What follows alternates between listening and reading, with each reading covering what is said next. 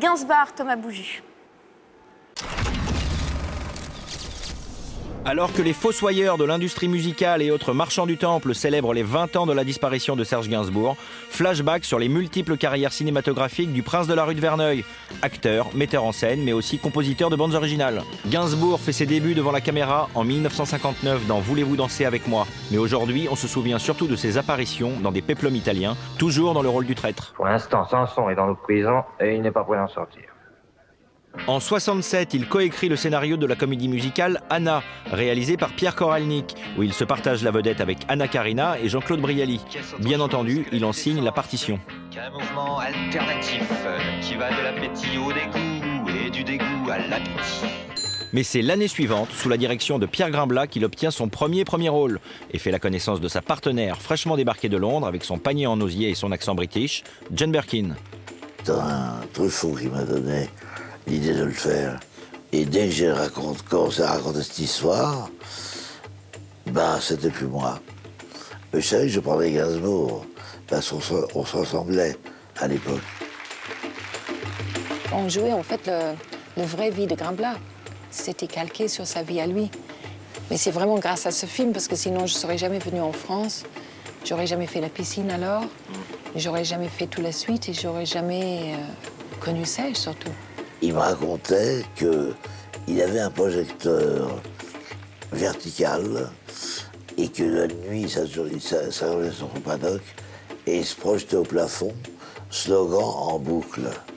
Dès lors, le couple le plus rock'n'roll de la rive gauche enchaînera les tournages et à chaque fois, Serge, pas encore Gainsbourg, sera le premier spectateur des équipes techniques, se préparant à devenir lui aussi cinéaste. Vous connaissez la France? Oui, j'y vais de temps en temps. Quand je m'ennuie. Il allait sur les tournages pour regarder comment ça marchait. C'est au moment où Jane est en train de filmer La course à l'échalote de Claude Zidi qu'il écrit le scénario de Je t'aime moi non plus. C'est assez amusant parce qu'ils s'emmerdaient, il était à l'hôtel, certes, mais il y avait certainement aussi l'idée chez lui, voyant à ce moment-là, Jane Birkin, c'était la petite anglaise rigolote qui faisait beaucoup de comédies, notamment de Zidi, mais pas seulement. L'idée de lui offrir un rôle qui rompt complètement avec ce qu'elle tournait d'habitude. Mais je suis une fille! Merde alors! Mais j'avais trouvé ça tellement sublime que je ne comprenais pas du tout après quand les gens attaquaient ce film. Parce que pour moi, dès l'écriture du film, c'était comme une chanson d'abord parce qu'il y avait très peu de texte. Mais c'était tellement pointillé, tellement châtié et pour moi, c'était shakespearien. Le film est un échec tant critique que commercial, même si Je t'aime moi non plus compte quelques admirateurs, dont François Truffaut. Et on était traînés dans la boue. On disait en France, le journal L'Aurore a dit qu'il m'avait mis dans une poubelle, enfin... Oui, craché dessus. Gainsbourg ne touchera plus au cinéma jusqu'en 83, date à laquelle il adapte un roman de Simenon, Coup de lune, qui deviendra Équateur. Nouvel échec commercial pour Dr Gainsbourg. Toujours intéressant dans les films de Gainsbourg, c'est l'avidité, on peut parler comme ça, à filmer non pas le corps des femmes, mais le corps des hommes. On se souvient du scandale de la quéquette de Francis Huster dans Équateur. Et donc là, il y a vraiment un appétit à filmer le corps des hommes. En 85, Gainsbourg est au sommet de sa gloire. Il triomphe sur scène au Casino de Paris et reprend la direction des plateaux de cinéma. Saint patron de la provocation, il se met en scène avec sa fille Charlotte et impressionne la pellicule de sa tendresse paternelle. Globalement, il y a une force avec cette espèce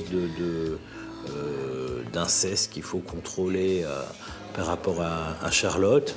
Je crois me souvenir que Jean-Luc Godard avait envoyé un mot à Gainsbourg en disant que effectivement là c'était quelque chose. Je crois que là il y a eu c'est sans doute le moment où il fait son film le plus parfait et le plus près de l'idée du cinéma que lui pouvait avoir, parce que c'est pas une petite idée.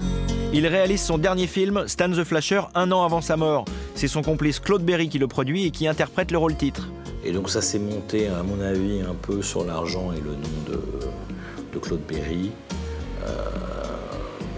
Sans doute parce que tout le monde savait, enfin ça Claude Berry me l'a raconté, tout le monde savait que c'était la fin, quoi. Pas loin. Allez, cite. Allez, écris. To be or not to be. Serge Gainsbourg a réalisé 4 longs métrages, composé 53 BO et joué dans 27 films. J'aurais bien vu le père Sergio faire, comment s'appelle le film Mitchum, Hate and Love. La nuit du chasseur. Oui, La nuit du chasseur, il aurait pu le faire. Ça, c'était pour lui.